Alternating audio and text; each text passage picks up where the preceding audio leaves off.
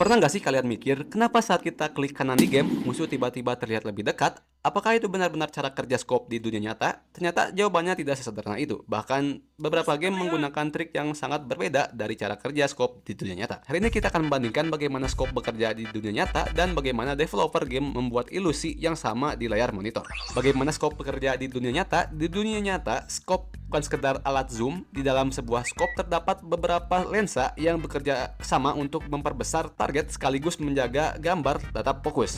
Saat melihat melalui scope, mata kita menerima cahaya yang telah diproses oleh sistem lensa tersebut.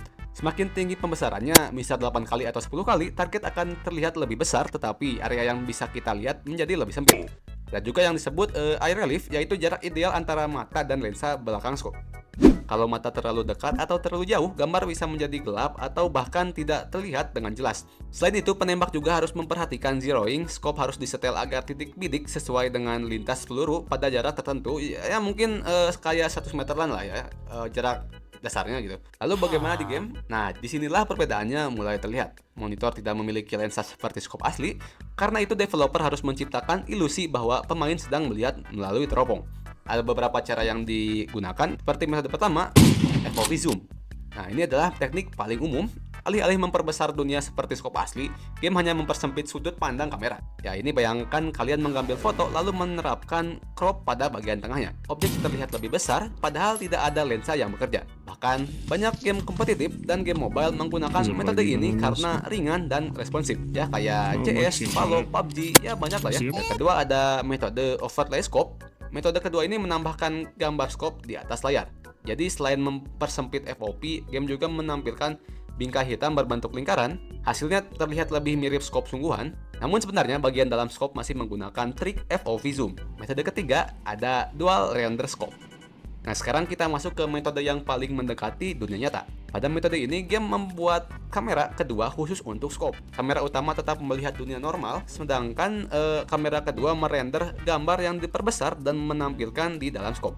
Akibatnya, area luar dan area dalam scope bisa terlihat berbeda secara bersamaan. Inilah yang membuat beberapa game simulasi terasa lebih realistis. Sayangnya teknik ini cukup berat karena komputer harus merender dunia lebih dari satu kali. Game yang pakai metode ini kayak Escape from Tarkov, ABI, Squad, dan banyak lagi. Dan kalau gamenya pakai trik ini pasti gamenya berat, cok. Ya ini pasti kayak, ya lihat aja lah. Oh my god. Untuk perbandingannya, di dunia nyata menggunakan lensa fisik, ada eye relief, ada parallax, ada bullet drop nyata, dan cahaya mempengaruhi gambar, juga perlu zeroing. Di game menggunakan kamera virtual, biasanya tidak ada eye relief, sering mensederhanakan, ada juga bullet drop, ya tapi tergantung game juga sih. Di game bullet drop itu tergantung sistem. Untuk zeroingnya ini kadang otomatis. Jadi walaupun mirip, sebagian besar scope di game sebenarnya hanyalah ilusi visual. Tujuannya bukan meniru dunia nyata secara sempurna, tetapi memberikan pengalaman bermain yang nyaman dan tetap ringan dijalankan. Nah, jadi siapa nih yang pengen main game realistis 4K 120 fps, size kecil, gak nge-lag? Emang ada bang? Ya nggak tahu sih. Menariknya, semakin realistis sebuah scope dibuat, semakin berat juga pekerjaan komputer untuk merendernya. Karena itu developer harus memilih antara realisme dan performa. Sekarang setiap kali kalian menekan klik kanan untuk scope di game, kalian tahu bahwa di balik animasi sederhana itu ada banyak trik teknis yang bekerja. Kalau menurut kalian lebih seru scope realistis seperti simulasi militer atau scope sederhana yang responsif untuk kompetitif? Tulis pendapat kalian di komentar. Aku MRK dan sekian, terima kasih.